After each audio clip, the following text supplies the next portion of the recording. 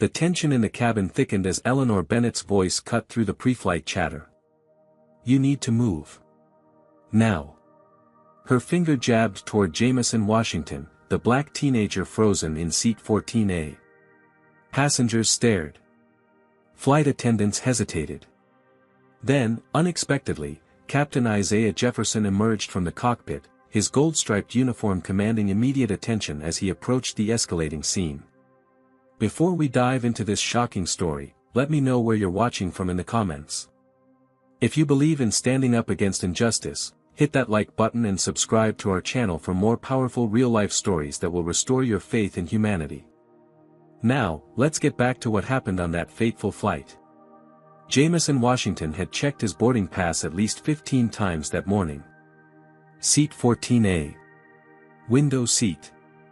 The 17-year-old honor student from South Atlanta High School had never flown before, and the butterflies in his stomach multiplied with each step toward the gate. "You got this, baby," his mother Layla had told him that morning, straightening his collar before he left for the airport. "I'm so proud of you." Layla Washington had worked double shifts at Memorial Hospital for 3 months to afford this ticket.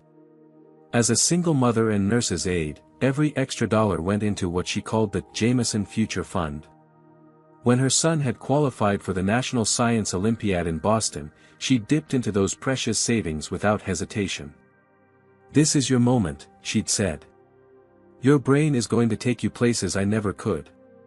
Jameson clutched his worn backpack containing his research project, an innovative study on affordable water filtration systems for underserved communities.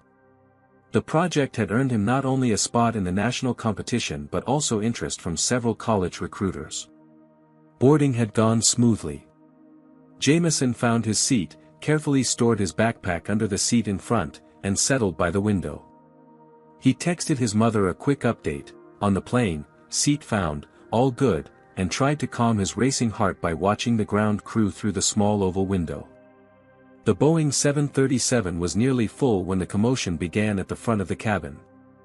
A woman's voice, sharp with irritation, carried down the aisle. "What do you mean we're not seated together?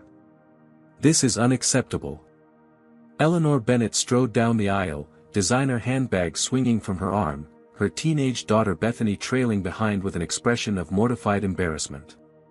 Eleanor's perfectly highlighted blonde hair bounced with each emphatic step, her expensive perfume announcing her arrival seconds before she reached row 14.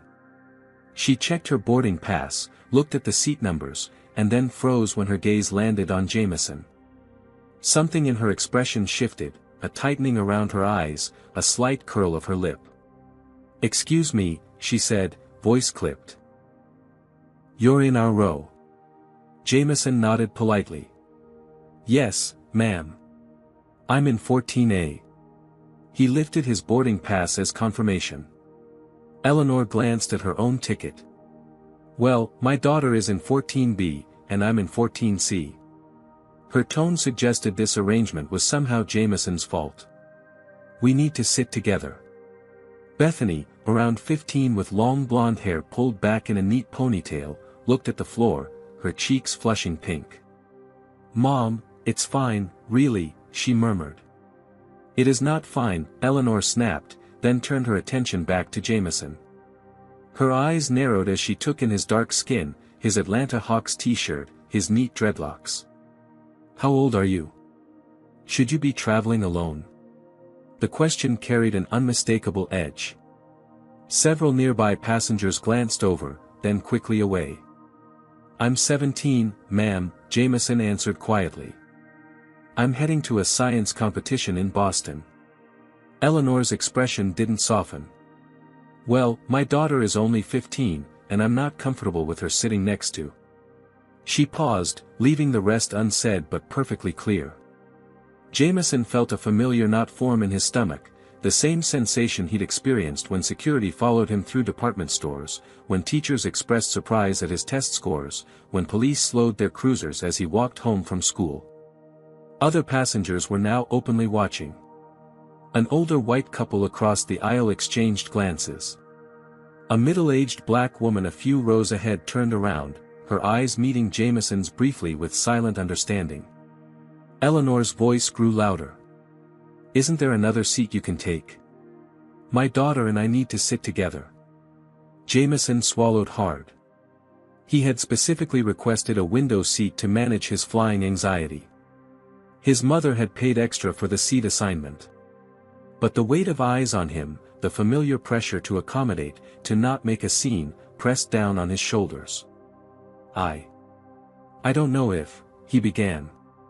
It's a simple request, Eleanor cut in, her voice carrying through the cabin. Surely you can move to another seat so a mother can sit with her child. The way she framed it made Jameson sound unreasonable, selfish even. A few passengers nodded in agreement. The knot in his stomach tightened. Is there a problem here? Miles Riley, a flight attendant with sandy brown hair and a crisp blue uniform, approached row 14 with a practiced smile that didn't quite reach his eyes. Eleanor turned to him immediately. Yes, there's a problem. My daughter and I need to sit together, and this young man refuses to move. I didn't refuse, Jameson started, but Eleanor spoke over him. We're frequent flyers with your airline, she continued, and I specifically requested seats together. This is completely unacceptable. Miles glanced at both boarding passes and then at his tablet. I see you were assigned separate seats, Ms. Bennett. Unfortunately, this is a full flight today. Then find someone who can move, Eleanor insisted, her voice rising. My daughter is a minor. She cannot sit next to a stranger. The way she emphasized stranger, while looking pointedly at Jameson made her meaning unmistakable. The teenager shrank further into his seat, wishing he could disappear. He said he's going to some science thing, Eleanor continued, gesturing dismissively at Jameson. He doesn't need a specific seat. My daughter has severe anxiety and needs her mother. Bethany looked mortified. Mom, please, she whispered. I'm fine, really. You're not fine, Eleanor hissed. And I won't have you sitting next to him for 3 hours. The mask had slipped completely now. Several passengers gasped softly. The black woman from a few rows ahead stood up. Excuse me, she said firmly. But that young man has just as much right to his assigned seat as anyone else on this plane. Eleanor whirled around. This doesn't concern you. It concerns all of us when you speak to someone that way, the woman replied. Miles stepped between them, clearly uncomfortable with the escalating situation. Please, let's all calm down. Ma'am, perhaps another passenger would be willing to switch. I paid extra for that window seat, Jameson said quietly, finding his voice. I've never flown before, and I. Oh, so now it's about money? Eleanor scoffed. Do you even know how much my tickets cost? I'm a platinum member with this airline. An older white man in a business suit nodded. Just move, kid. Let the mother sit with her daughter. He doesn't have to move, called out another passenger. That's his assigned seat. The cabin was dividing, passengers taking sides. Miles looked increasingly distressed. I don't appreciate your tone, Eleanor said to Jameson, though he had spoken softly and respectfully. And I don't appreciate how you're making my daughter uncomfortable. I haven't done anything, Jameson protested, his voice cracking slightly. Mom, stop it, Bethany pleaded, her face now bright red. He hasn't done anything wrong. Be quiet, Bethany, Eleanor snapped. She turned to Miles. I want to speak to whoever's in charge. This is racial harassment. The absurdity of her claim, that Jameson, by merely existing in his assigned seat, was somehow harassing her, left the teenager speechless. Miles hesitated, then leaned toward Jameson. Sir, would you mind moving? Just to resolve the situation. We have a middle seat available in row 28. The request, though couched in polite terms, stung Jameson deeply. After all the accusations and humiliation, the airline was asking him, not Eleanor, to move. I don't think that's fair, the black woman said firmly. Life isn't fair, Eleanor retorted. And I'll be filing a complaint about all of this. I have connections at your corporate headquarters. Miles looked nervously between the passengers. Sir, he prompted Jameson again. Feeling defeated, Jameson began gathering his backpack. His mother had always taught him to choose his battles wisely, to keep his head down when necessary, to prioritize his goals over his pride. The science competition was too important to risk missing over a seat dispute. Fine, he mumbled, his cheeks burning with humiliation. I'll move. Eleanor's triumphant expression made him feel physically ill. What seems to be the problem here? The new voice cut through the tension like a knife. Deep, authoritative, and calm. Conversations throughout the cabin immediately hushed. Captain Isaiah Jefferson stood at the end of the row, his 6'2" frame commanding attention in his crisp uniform. At 53, Isaiah had the bearing of a man who had navigated both literal and metaphorical turbulence for decades. His close-cropped gray hair and the slight lines around his eyes spoke of experience, while his posture communicated unwavering confidence. Captain, Miles said, relief evident in his voice. There's a seating issue. This young man took my daughter's seat, Eleanor interrupted, her tone shifting to one of exaggerated distress. We're supposed to be seated together. She's a minor, and I explained that we need adjacent seats, but he refuses to move. Isaiah's gaze moved methodically from Eleanor to Bethany to Jameson, who still clutched his backpack, frozen in the midst of complying with the request to relocate. Your boarding passes, please, Isaiah said calmly, extending his hand. Eleanor produced hers and Bethany's with a flourish. Jameson handed his over more hesitantly. The captain studied all three documents carefully, then pulled out a tablet from his jacket pocket.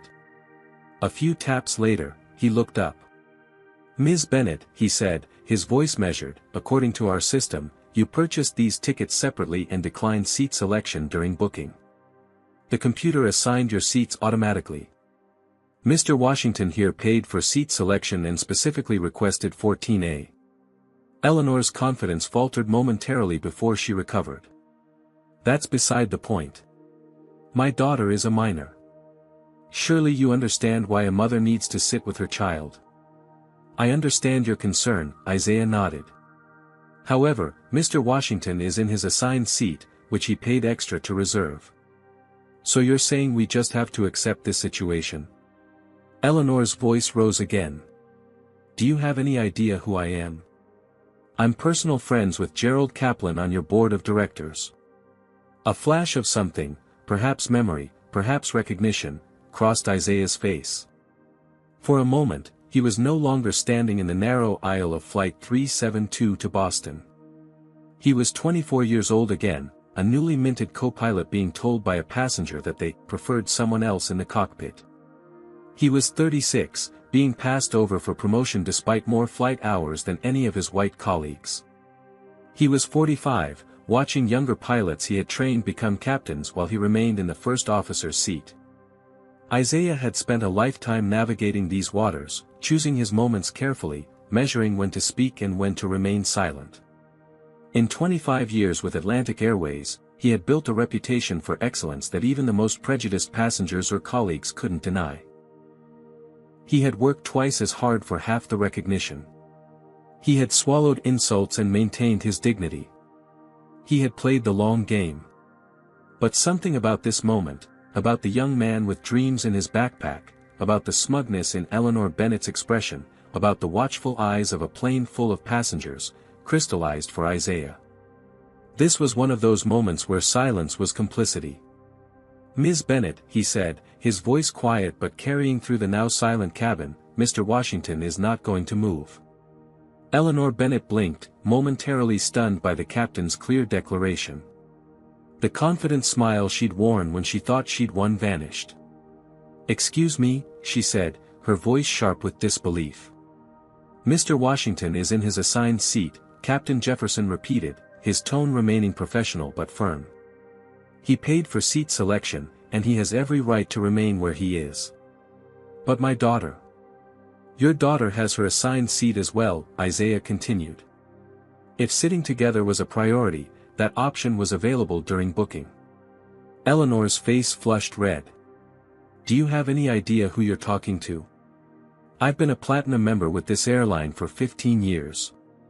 I personally know 3 people on your executive team. Isaiah didn't flinch. Ms. Bennett, on this aircraft, I'm the highest authority. And Atlantic Airways has a clear policy against passenger discrimination of any kind. The word hung in the air. Discrimination. Isaiah hadn't directly accused Eleanor, but the implication was clear enough that several passengers shifted uncomfortably in their seats. Discrimination. Eleanor's voice rose higher. How dare you? This has nothing to do with, I never said anything about, this is about my daughter's safety. Bethany looked like she wanted the floor to open up and swallow her whole. Mom, please stop, she whispered urgently. I will not stop, Bethany. This is outrageous. Eleanor turned back to Isaiah. I demand to speak to someone in charge immediately. As I said, Ms. Bennett, on this aircraft, I am in charge, Isaiah responded, his calm demeanor a stark contrast to Eleanor's escalating anger. And what I've witnessed is a passenger being harassed and pressured to give up his rightfully assigned seat for reasons that appear discriminatory.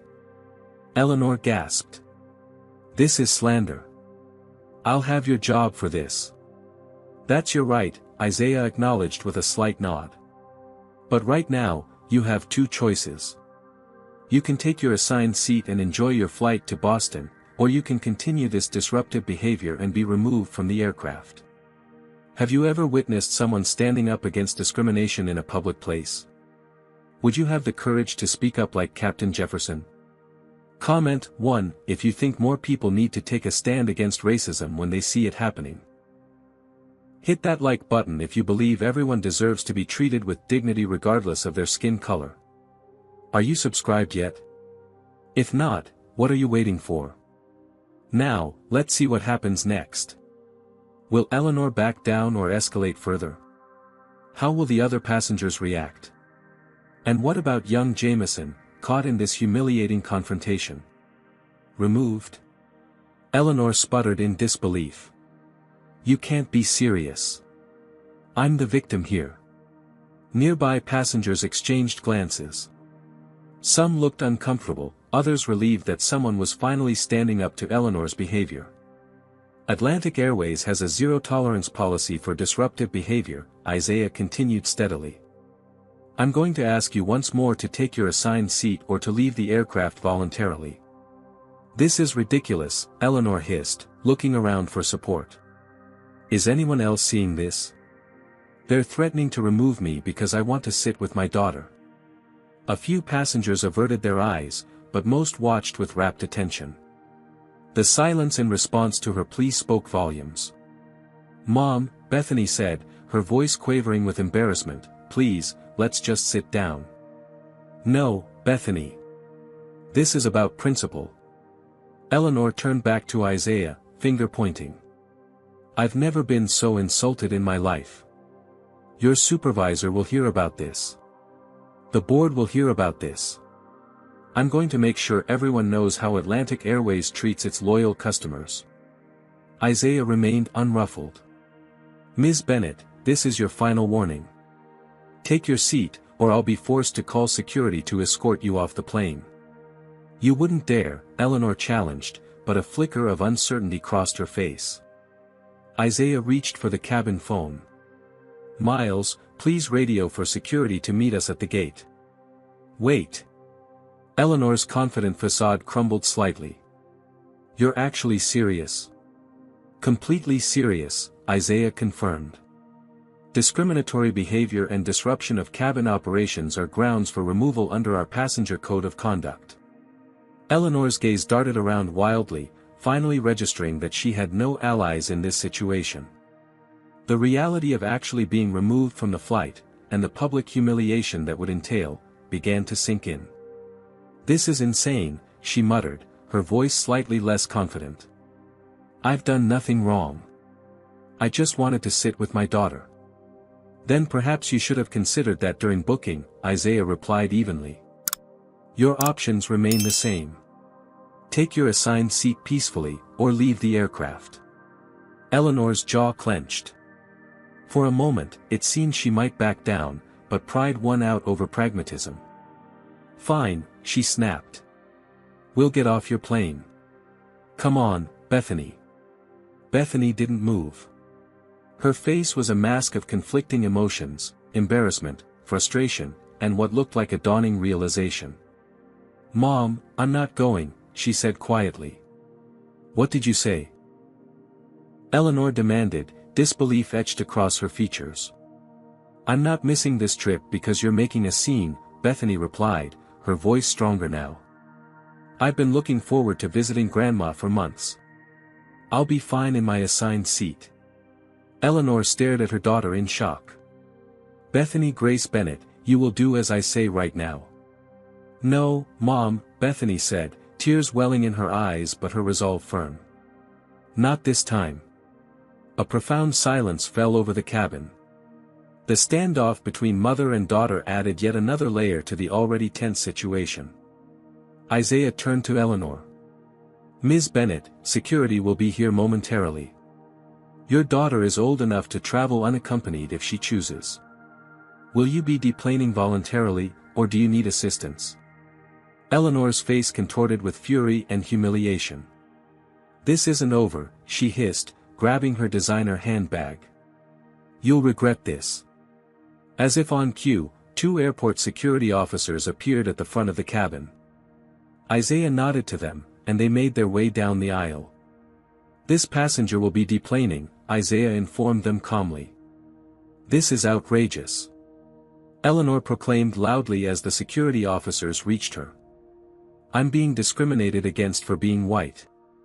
Is anyone recording this? No one reached for their phones. No one spoke in her defense. Ma'am, please come with us, one of the officers said firmly. With a final glare at Isaiah, Jameson, and her own daughter, Eleanor allowed herself to be escorted off the plane, her running commentary about lawsuits and injustice fading as she disappeared down the jetway. Jameson sat frozen in his seat, overwhelmed by what had just transpired. He had faced discrimination before, but never had anyone in authority stood up for him so decisively. As Eleanor's indignant voice faded down the jetway, the cabin remained eerily quiet. Passengers exchanged glances, some nodding in approval, others looking uncomfortable with the confrontation they had witnessed. Bethany sat rigidly in her assigned middle seat, staring straight ahead, her cheeks flushed with embarrassment. Miles, the flight attendant, scurried to secure the cabin for departure, clearly eager to move past the incident. But Captain Jefferson remained standing in the aisle, his presence still commanding attention. He turned to Jameson, who remained clutched to the window, his backpack hugged protectively against his chest. Mr. Washington, Isaiah said, his professional tone softening slightly, are you all right? The simple question, and the dignity with which it was asked, nearly undid Jameson. No one had asked if he was okay throughout the entire humiliating episode. He swallowed hard and nodded. Yes, sir. Thank you. Isaiah held his gaze for a moment longer, a silent understanding passing between them. Then, turning to address the entire cabin, the captain spoke clearly. Ladies and gentlemen, I apologize for the delay. At Atlantic Airways, we believe that every passenger deserves to be treated with dignity and respect. No exceptions. A spontaneous burst of applause erupted from several passengers. The black woman who had initially spoken up in Jameson's defense caught Isaiah's eye and nodded her appreciation. Isaiah continued, we'll be pushing back from the gate in approximately 5 minutes. Thank you for your patience. As he turned to head back to the cockpit, Bethany's small voice stopped him. Captain. I'm really sorry about my mom. Isaiah regarded the teenager thoughtfully. You have nothing to apologize for, Miss Bennett. You're not responsible for another person's actions, even a parent's. Bethany nodded, blinking back tears. Thank you for not making me leave too. You're welcome, Isaiah replied simply before continuing toward the cockpit. As he passed the front row, a middle-aged white businessman caught his sleeve. Captain, Was that really necessary? She was just concerned about her daughter. Isaiah paused, considering his response carefully. Sir, would you ask that question if Ms. Bennett had been removed for smoking or refusing to wear a seatbelt? Rules exist to ensure everyone's dignity and safety. Everyone's. Without waiting for a response, Isaiah continued to the cockpit, leaving the man to reflect on his question.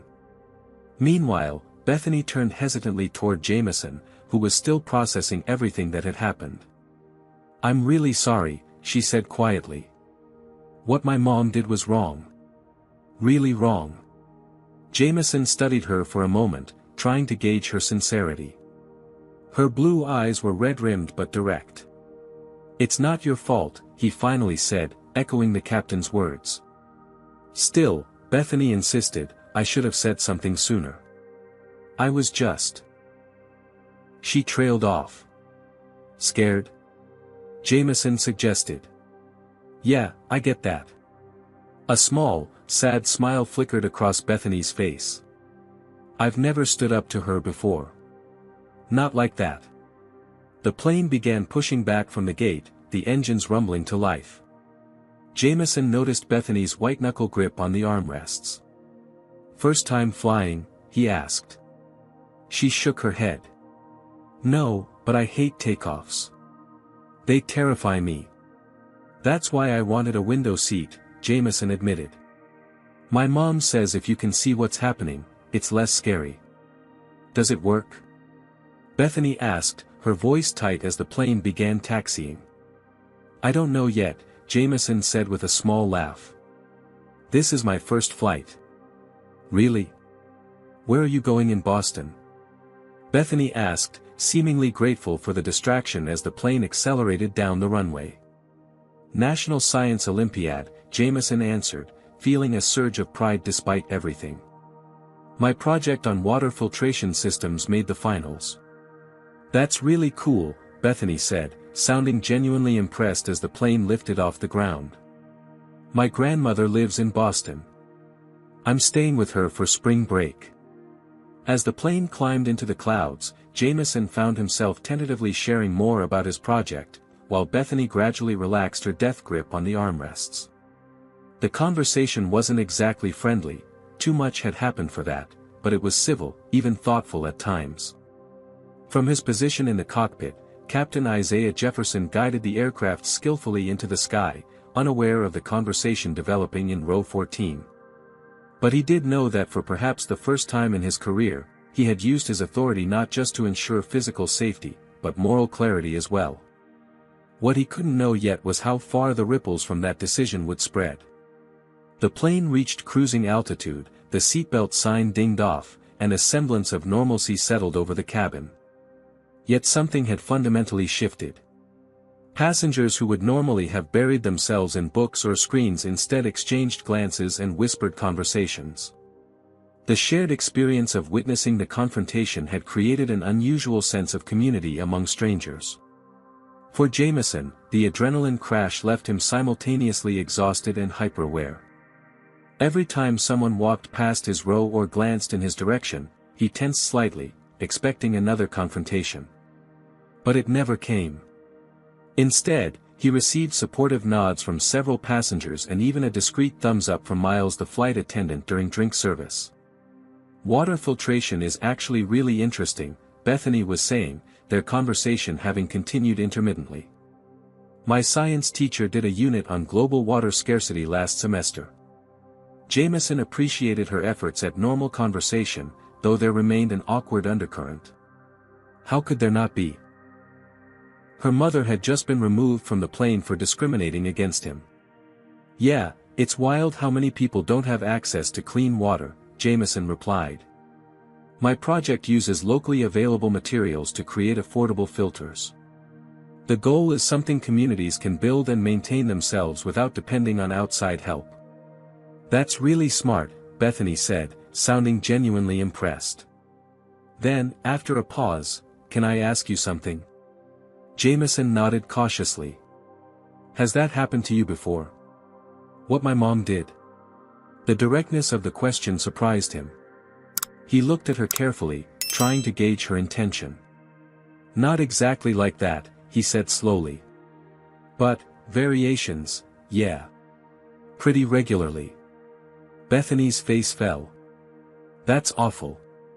I'm so sorry."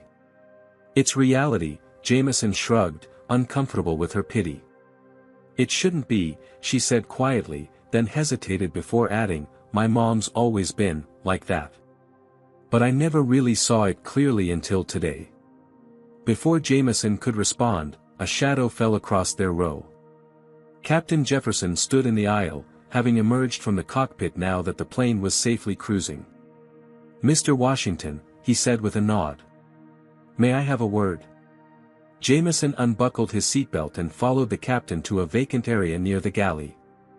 Isaiah's presence was commanding even in the confined space. "I wanted to check that you're doing all right," the captain said, his voice low enough that other passengers couldn't overhear. "Yes, sir. I'm fine," Jameson replied automatically, then reconsidered. "Actually, thank you. For what you did back there. No one's ever stood up for me like that before." A shadow crossed Isaiah's face. "I know what that's like." The simple acknowledgement, the recognition of shared experience despite their different generations, touched something deep in Jameson. "How do you handle it?" he asked before he could stop himself. "When people treat you that way?" Isaiah considered the question carefully. "When I was your age, I thought I had two choices: stay quiet and take it, or fight back and be labeled difficult. It took me years to realize there's a third option: standing firm in your dignity without letting their hatred define you." He glanced toward the cockpit, then continued. 25 years I've been with this airline. Started as a junior first officer when there were only 4 black pilots in the entire company. I've had passengers request different flights when they saw me in the cockpit. Had colleagues make jokes about affirmative action. Had my authority questioned more times than I can count. "But you became a captain," Jameson observed. "I did," Isaiah nodded. "By being twice as prepared, twice as professional, twice as calm in every situation. It's not fair, but it's how I survived. How I thrived, eventually." He paused, studying Jameson thoughtfully. "That science competition you're heading to, that's your future. Don't let anyone's ignorance derail that. But don't think you have to stay silent to succeed either. There's power in standing your ground." Jameson absorbed this wisdom, seeing in Captain Jefferson a version of what he himself might become, someone who had navigated a world of obstacles without losing his integrity. "I should get back to the cockpit," Isaiah said, checking his watch. "But I wanted you to know, what happened today wasn't your fault. And how you handled it showed real character." "Thank you, sir," Jameson said, standing a little straighter. As Isaiah turned to leave, Jameson added, "Captain Jefferson, I think I might want to be a pilot someday." A smile crossed Isaiah's face. "The sky's a good place to be, Mr. Washington. Keep my card." He handed Jameson a business card with the Atlantic Airways logo. "When you're ready, let me know." Back in row 14, Bethany looked up questioningly as Jameson returned to his seat. "Everything okay?" she asked. "Yeah," Jameson said, tucking the captain's card carefully into his wallet. "Everything's good." The rest of the flight passed uneventfully. Bethany shared stories about her grandmother in Boston, while Jameson talked about his mother's sacrifices to get him to the science competition. They weren't friends, exactly, but they had reached an understanding, an acknowledgement that what had happened at the beginning of the flight had changed them both in ways they were still processing. As the plane began its descent into Boston, Bethany said abruptly, "I'm going to talk to my mom about what happened today." "Really talk to her, I mean?" Jameson glanced at her, surprised by her determination. "That won't be easy." "No," she agreed. "But necessary. What she did was wrong. And I've been wrong too, for never saying anything before."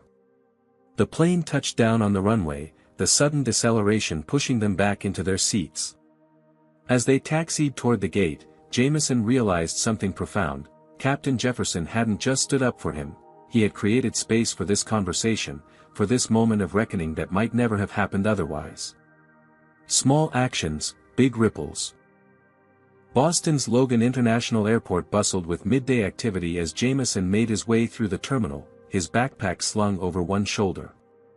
The events on the plane already felt somewhat dreamlike, overshadowed by his anxiety about the upcoming competition. That changed when he turned on his phone. Notifications flooded his screen, text messages from his mother, social media alerts, even an email from his science teacher. Confused, he opened the texts first. "Baby, are you okay? Call me the second you land." His mother had sent multiple increasingly worried messages. Before he could respond, his phone rang in his hand, his mother calling. "Mom? What's going on?" "Jameson. Thank God. Are you alright? It's all over social media, what happened on your flight." His stomach dropped. "What? How?" "Someone recorded it, baby. Posted it online. It's got thousands of shares already. Why didn't you call me?" Jameson felt lightheaded. "I just landed, Mom. I had no idea, what exactly is out there?" As his mother explained, Jameson leaned against a wall for support. Apparently, despite the lack of obvious recording during the confrontation, at least 2 passengers had discreetly captured video of the incident. One clip, titled "Racist Karen Gets Kicked Off Flight After Black Teen Stands His Ground," had already gone viral. "Your face is mostly blurred in the videos," his mother said, "but people from school have recognized you. Principal Davis called me to check if you needed support." Jameson closed his eyes, overwhelmed. What had been a personal humiliation followed by vindication was now public spectacle. "I'm okay, Mom," he managed. "Really? The captain was amazing. He stood up for me." "I know, baby. He's being called a hero online. Atlantic Airways stock is actually up today because of how he handled it." Jameson's phone beeped with another incoming call, an unknown number with a Boston area code. "Mom, I need to go. The competition coordinator might be calling. I'll call you back soon, promise." He switched calls. "Hello? Is this Jameson Washington?" a woman's professional voice asked. "Yes, this is he. Mr. Washington, my name is Lena Curry from WBUR News Boston. We're covering the viral incident on Atlantic Airways Flight 372 today. Would you be willing to comment on your experience?" Jameson froze. "I'm sorry, I can't. I'm here for a science competition. I need to focus on that." "Of course. But if you change your mind, this story is gaining national attention. Your perspective would be valuable." After declining and ending the call, Jameson checked social media. The reporter wasn't exaggerating, the videos had hundreds of thousands of views, with hashtag Captain Jefferson and hashtag Atlantic Airways trending. Comments ranged from supportive. "This is what leadership looks like. Captain Jefferson for CEO," to dismissive. "Another day, another Karen gets what she deserves. Nothing new here," to outright offensive. "Bet that kid was being disruptive before the video started. We're not seeing the whole story." Jameson closed the app, his hands shaking slightly. He needed to focus on the competition, not this unwanted attention. Meanwhile, at Atlantic Airways corporate headquarters in Atlanta, senior executives huddled in an emergency meeting. The viral videos had caught them completely off guard. "The optics are explosive," said Rachel Winters, the head of public relations, gesturing to the social media metrics displayed on the conference room screen. "We're getting thousands of comments across all platforms." "What about the Bennett woman?" asked CFO Douglas Pearson.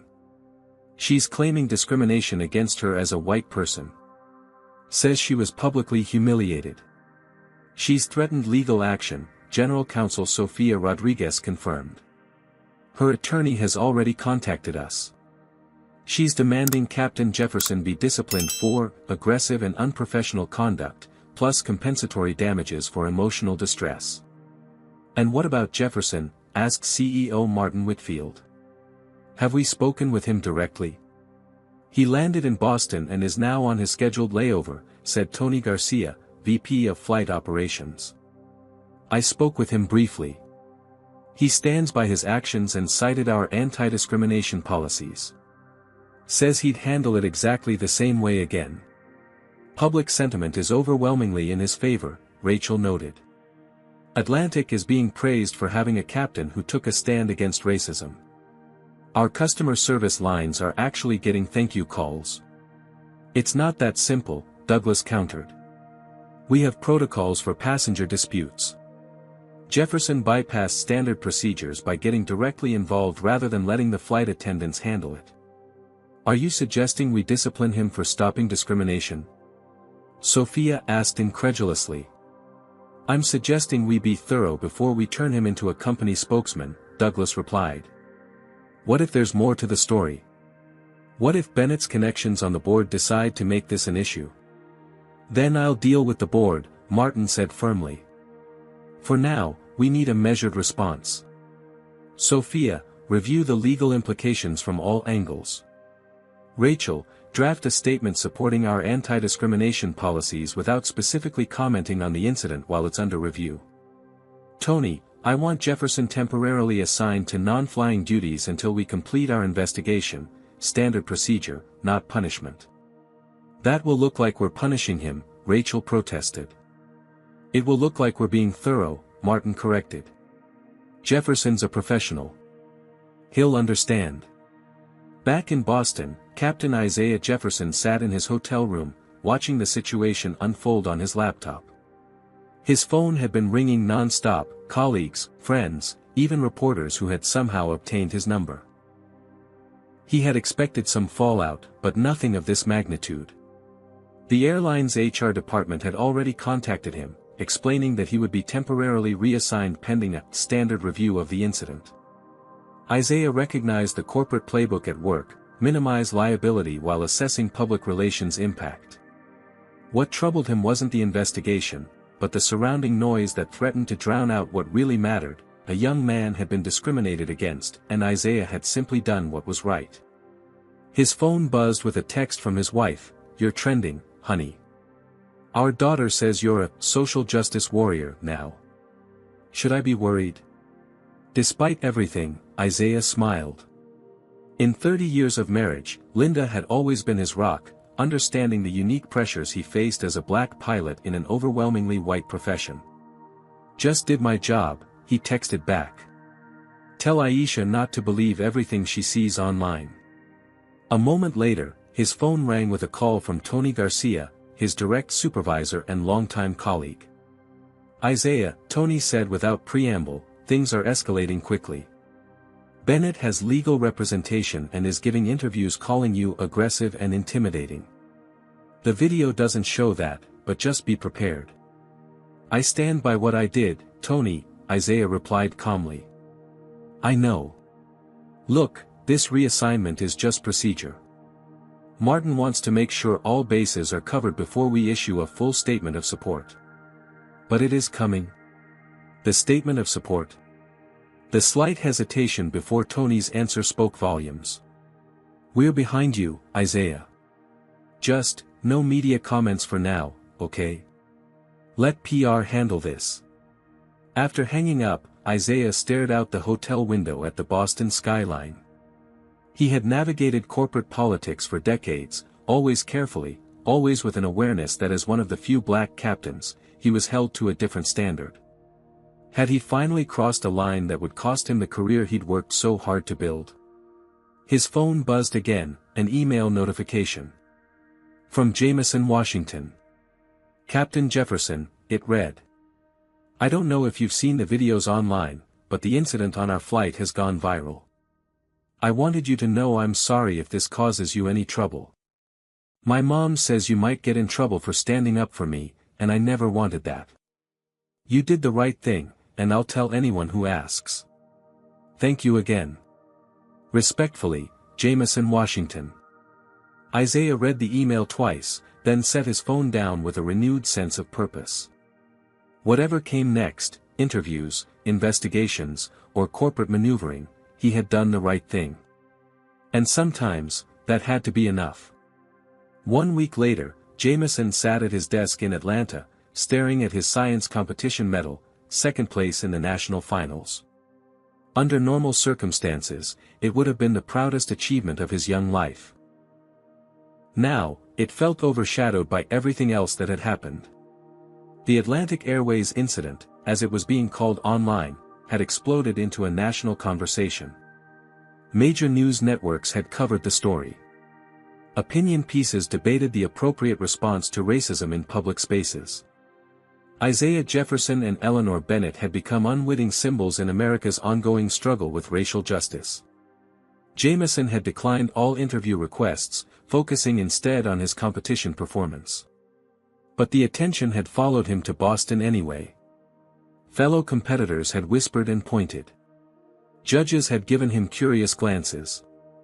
Even his brilliant presentation on water filtration systems had been met with questions that seemed to probe beyond scientific inquiry. What inspired your interest in helping underserved communities? Have you personally experienced limited access to resources? His phone buzzed with a text from Bethany Bennett. They had exchanged numbers before parting at the Boston airport, an unexpected development from the whole ordeal. Saw your competition results online. Congratulations. How are you holding up with everything else? Jameson appreciated her checking in. Their text exchanges over the past week had been surprisingly thoughtful. Bethany was grappling with her mother's behavior and her own complicity in staying silent for years. Thanks, he texted back. Doing okay. Trying to focus on school. You. Complicated, came her reply. Mom's still threatening to sue everyone. Meanwhile, I'm questioning everything I thought I knew about her. About myself too. Across town, Layla Washington sat in her small apartment, reviewing the online petition she had created, Stand with Captain Jefferson. It had gathered over 100,000 signatures in less than a week. When she had learned that Isaiah had been temporarily removed from flight duties pending investigation, Layla had channeled her anger into action. As a nurse's aide who had faced her own experiences with discrimination, she recognized the familiar pattern, a black professional standing against racism, only to face institutional hesitation and potential punishment. Not this time, she had told Jameson. Not when he stood up for my son. The petition had gained traction quickly, amplified by social justice organizations and aviation professionals alike. Atlantic Airways social media accounts were flooded with #StandWithCaptainJefferson comments. Their customer service lines received thousands of calls demanding Isaiah's reinstatement. Meanwhile, in Boston, Isaiah Jefferson sat in a hotel conference room, facing 3 airline executives who had flown in for what they called a fact-finding discussion. Captain Jefferson, began Sofia Rodriguez, the airline's general counsel, we appreciate your cooperation during this review process. We're trying to establish a complete timeline of events. Isaiah nodded. I've provided my written statement. I stand by every word. We understand, said Tony Garcia, his direct supervisor. But Eleanor Bennett's attorneys have made serious allegations about your conduct. They claim you were aggressive and intimidating toward a female passenger, that you publicly humiliated her, and that your actions constituted reverse discrimination.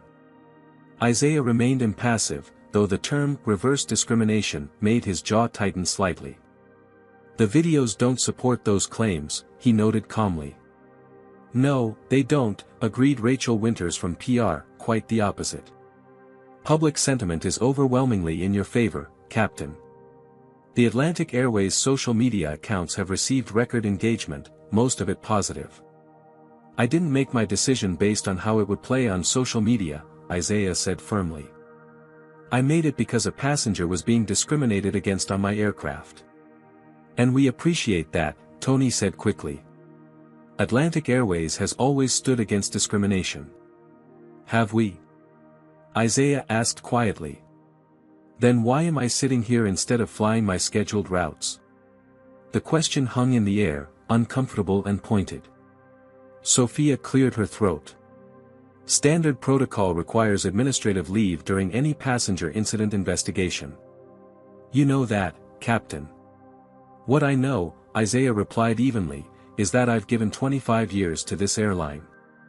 I've navigated situations from medical emergencies to severe turbulence to mechanical failures. My judgment has never been questioned until I stood up against explicit racism. The executives exchanged glances. There's something else you should know, Rachel said finally. The Atlantic Airways Pilots Association has issued a statement of support for your actions. They're calling for your immediate reinstatement with commendation. Isaiah hadn't known this. The support of his fellow pilots, many of whom had never experienced racial discrimination firsthand, touched him deeply. We've also received an open letter signed by over 300 Atlantic Airways employees across all departments, Rachel continued. They're standing with you as well. For the first time since the incident, Isaiah felt the weight on his shoulders lighten slightly. He wasn't standing alone. Captain Jefferson, Tony said, leaning forward, off the record, you did exactly what I hope I would have done in your position. But we need to follow procedure here. Isaiah nodded, understanding the corporate dance at play. I appreciate your candor, Tony. I'll continue to cooperate fully with the review. As the meeting concluded, Isaiah checked his phone to find dozens of new messages from colleagues expressing support. One caught his eye, from Miles Riley, the flight attendant who had initially suggested Jameson move seats. Captain, it read, I've submitted my statement to HR. I told them everything. Including how I failed to handle the situation properly before you stepped in. You showed me what real leadership looks like. Thank you for that lesson. In Atlanta, Jameson's phone rang with an unknown number. Normally he would let it go to voicemail, but something compelled him to answer. Hello. Jameson, Washington. This is Catherine Liu from Horizon Technologies. We sponsored the National Science Olympiad. Yes, ma'am, Jameson replied, surprised. I was impressed by your project in Boston, Catherine continued. The practical applications of your water filtration system for underserved communities showed both scientific acumen and social consciousness. Thank you, Jameson said, pride swelling in his chest. I'm calling because Horizon has a summer internship program for promising young scientists. Your name was already on our shortlist based on your project, but I must admit, the way you handled yourself during that incident demonstrated exactly the kind of character we value at our company. Jameson sat straighter. You know about that? The whole country knows about it, Jameson, Catherine said kindly.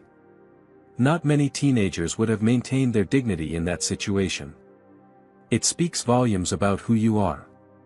As she explained the details of the internship opportunity, a paid position at their research facility, mentorship from leading scientists, and potential college scholarship opportunities, Jameson felt a strange sense of wonder.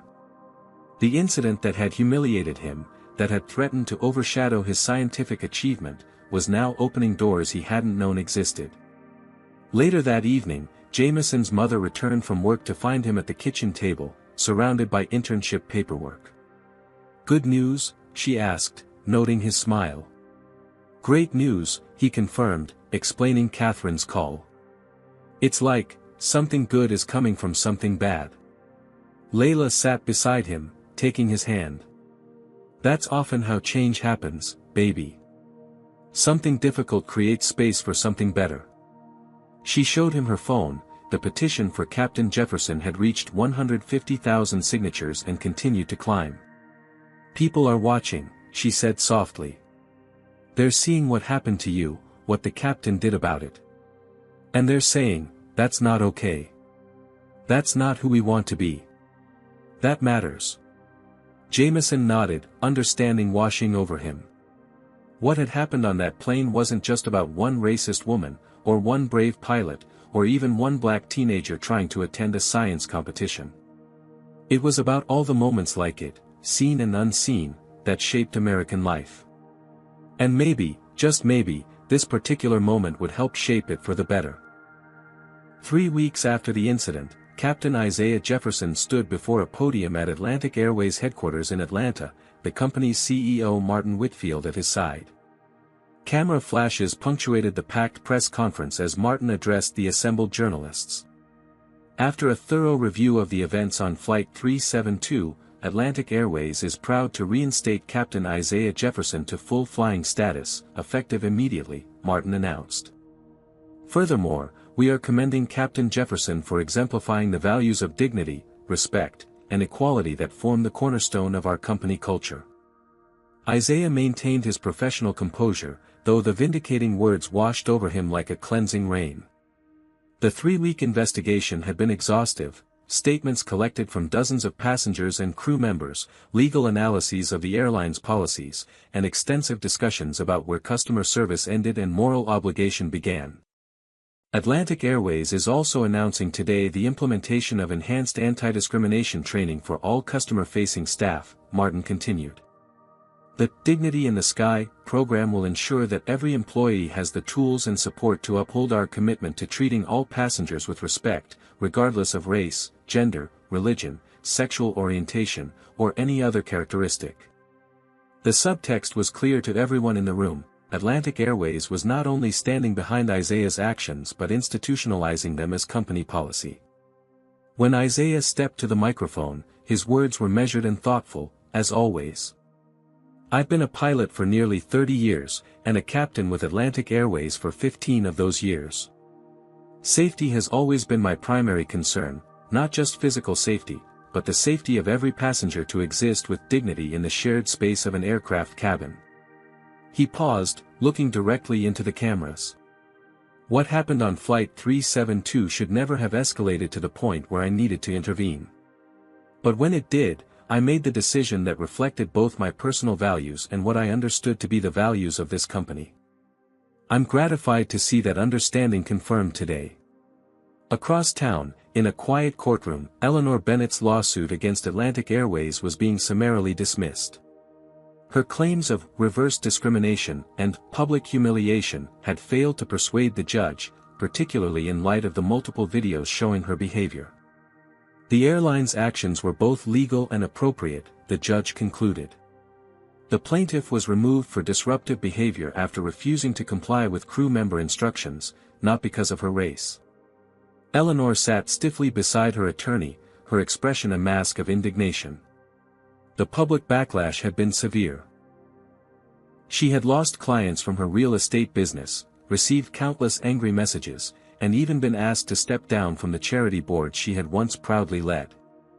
Notably absent from the courtroom was her daughter Bethany, who had chosen to stay with her grandmother in Boston for the remainder of spring break, extending her visit by an additional week. Later that afternoon, in the auditorium of South Atlanta High School, Jameson Washington stood at a podium of his own, addressing his fellow students at a special assembly focused on resilience and achievement. Second place at the National Science Olympiad wasn't my goal, he admitted with a smile. I wanted first. But standing here today, I realize that the journey taught me more than just science. The packed auditorium listened attentively. Among the audience members were Layla Washington, beaming with pride, and, surprisingly, Captain Isaiah Jefferson, in his full uniform, whom Jameson had invited personally. I learned that sometimes, standing your ground is just as important as knowing when to compromise, Jameson continued. I learned that allies can appear in unexpected places. And I learned that one moment of injustice doesn't define you unless you let it. He didn't explicitly mention the incident on the plane, though everyone knew what he was referring to. The viral videos had made him reluctantly famous at school. But rather than exploiting that attention, Jameson had channeled it toward promoting the science club and encouraging other students of color to pursue STEM opportunities. Next fall, I'll be attending MIT on a full scholarship, he announced to cheers and applause. And this summer, I'll be interning at Horizon Technologies, helping develop water filtration systems for communities that need them. After the assembly, as students filed out, Isaiah approached Jameson and his mother. That was an impressive speech, the captain said, extending his hand. Especially the part about allies in unexpected places. Jameson shook his hand firmly. I had a good example of what that looks like. Layla embraced Isaiah warmly. Thank you for coming. Your support means the world to him, to both of us. The support has gone both ways, Isaiah acknowledged. Your petition helped keep the pressure on the airline when things could have gone differently. They chatted for a few minutes about Jameson's upcoming internship and college plans. As they were about to part ways, Isaiah's phone buzzed with a text. He checked it and smiled. That's interesting, he said.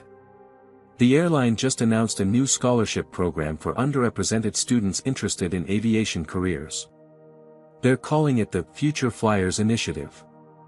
They want me to help develop the program. You should do it, Jameson said immediately. Isaiah studied the young man thoughtfully. You know, Mr. Washington, I meant what I said on the plane. If you ever decide piloting might be in your future, that card I gave you isn't just for show. I'm keeping my options open, Jameson replied with a grin. Maybe I'll design planes first, then fly them later. As they said their goodbyes, Jameson's phone chimed with a text from Bethany. Saw your school posted about your assembly speech. Wish I could have been there. Still planning to visit Emory this summer, maybe we could meet up. P.S. Mom's lawsuit got thrown out today. Small victories. Over the following months, the ripple effects of Flight 372 continued to spread. Atlantic Airways' Dignity in the Sky program became an industry model, adopted by several other airlines. The viral video became a case study in corporate training programs nationwide on addressing discrimination in customer service environments. Eleanor Bennett eventually issued a carefully worded public apology, though whether it represented genuine growth or strategic reputation management remained unclear. Bethany, however, had embraced a genuine journey of self-reflection, joining diversity initiatives at her high school and having difficult but necessary conversations with friends and family about unconscious bias. 1 year later, Jameson Washington, now a freshman at MIT, gave a TEDx talk titled Turbulence, Navigating Social Justice at 30,000 Feet. The auditorium was packed, and among the attendees were Isaiah Jefferson and his wife Linda, Bethany Bennett, now estranged from her mother, and of course, Layla Washington. A single moment can change everything, Jameson told the audience. Not because the moment itself is so powerful, but because it reveals truths we've been too comfortable to acknowledge. On that flight, I wasn't just a black teenager facing discrimination, I was one link in a chain of moments that define who we are as a society. He looked out at the diverse faces watching him. The question isn't whether these moments will occur, they will. The question is how we respond when they do. Do we look away? Do we prioritize comfort over justice? Or do we stand firm in the belief that dignity isn't negotiable? As Jameson concluded his speech to thunderous applause, Isaiah reflected on how that split-second decision to intervene had cascaded into something neither of them could have anticipated. A career vindicated. A young life empowered. A corporation transformed. A national conversation ignited. All because someone had simply done the right thing, even when it would have been easier not to. This powerful story reminds us that standing against racism requires courage from both those experiencing it and those witnessing it. While it's often easier to remain silent or look away, true change happens when people choose dignity over comfort. Captain Jefferson showed that authority figures have a special responsibility to uphold justice, even at personal risk. For Jameson, this experience taught him that standing his ground can be as important as compromise. For Bethany, it revealed how staying silent makes us complicit in others' harmful behavior. For Isaiah, it confirmed that principled actions can transform organizations and inspire others. The ripple effects demonstrate how one courageous moment can create lasting change. From corporate policy reforms to personal awakenings, standing up against discrimination doesn't just help the immediate victim, it shifts societal expectations and empowers others to speak up. Ultimately, this story teaches us that moral courage isn't about grand gestures but about choosing the right action in critical moments when it would be easier not to. These seemingly small decisions shape not only our individual character but our collective future. Have you ever witnessed discrimination and found the courage to speak up, or wish that you had? Share your experience in the comments below. What would you have done if you were a passenger on that flight? If this story moved you or made you reflect on your own actions in moments of injustice, please hit that like button and subscribe to our channel for more powerful real-life stories that highlight both the challenges and triumphs of standing up for what's right.